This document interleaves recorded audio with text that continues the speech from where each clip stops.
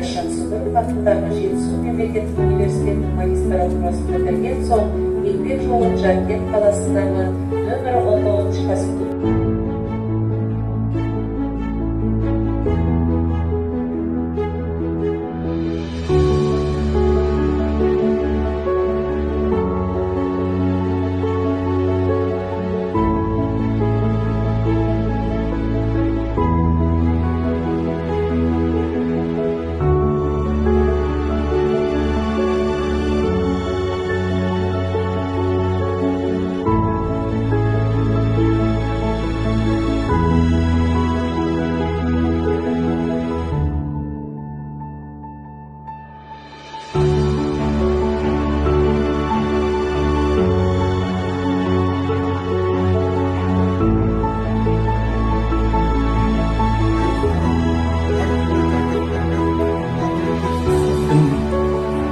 өздері мақтаныш ететін азаматтар болады.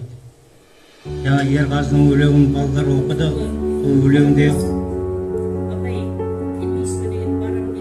айқай далам, паңдалам, қайраңдалам, естимісің даусымды жайраңдаған, егемен елімдер күн құшақтайын, арманға кетпең-ау қайран балам. Қызылжарлықтаған Қазақстан ақ белдің бөлшегі, осы ауылдан шықты талай мықты адам, жатырқамай қарсы алады көрсені. Ендеше көттің астын жатыраған, бауырында өзені сартыраған. Қалай ғана қандай айтады, қалмақ қырған аңырақай ұрқылағы, шежірес әртімен қайтады. Айын толшылсын бір үлкен келетін тұстарын Әрінің бізге берген бұл да үлкен сиеді.